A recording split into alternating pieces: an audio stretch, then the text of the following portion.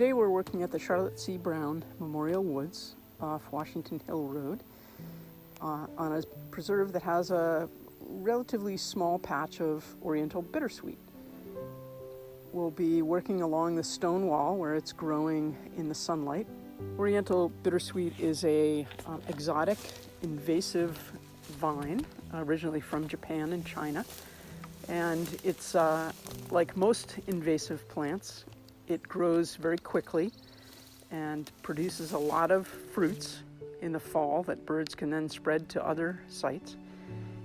As a vine, it grows on other plants, so it uses other plants almost like a ladder to get up into higher spots where it can get sunlight. So it'll grow on the goldenrod and grapes and the small saplings that are along the stone wall. To identify bittersweet, look first for its growth form, which is a vine, and then look for the shape of the leaves, which are oval to roundish with a pointed tip and tiny teeth along the margins or edges of the leaves. And then the leaves are located in an alternate pattern along a stem instead of right opposite from each other.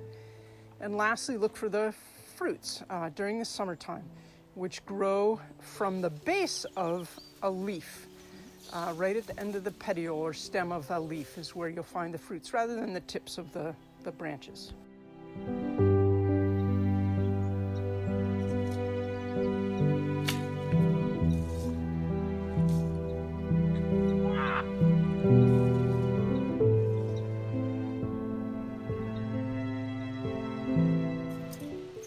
So the bittersweet can sprout from its root balls, and you can see all the tiny root filaments there.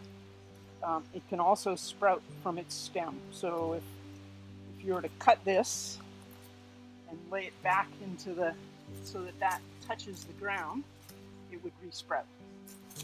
And if you cut a larger stem, like if this were a live one, I cut like that, and I left this touching the ground, as long as the conditions were good, this single piece, not being attached to anything, could resprout to a certain point.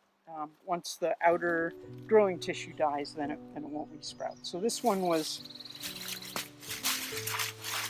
cut from multiple points and died because it wasn't touching the ground.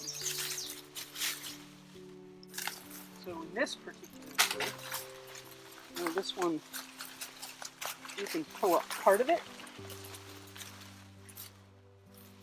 And there's probably some root fragments at the bottom in the soil still, but at least we got most of it. So in this case, what I would do is rather than just toss it on the ground where it can re-sprout if it touches the ground, I would hang it in a tree so that root ball is out of the air where it can die in the sun.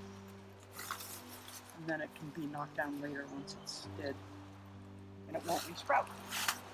Once you've pulled up the bittersweet or clipped it off and made a pile, you can burn it, as long as you've checked with your town about burn permits and the ground conditions are conducive for allowing burns.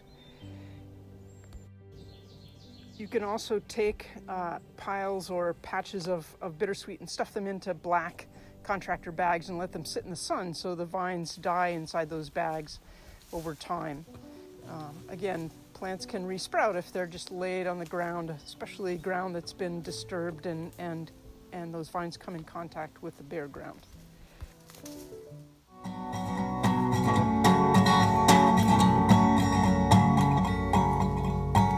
Bittersweet is not just for chocolate. If you put any more change in my pocket, I'd sink in a bathtub. Since I've been gone, you moved on. Everything's different, but the feelings remain. Yet another sign of change. A full moon, another gust of wind, a wild hair, and I'm gone again. Yeah, I'm gone there. Yeah, I'm gone there. Oh, nothing's changed. Bittersweet is not just for chocolate. If you put any more change in my pocket, I'd sink in a bathtub. The skeleton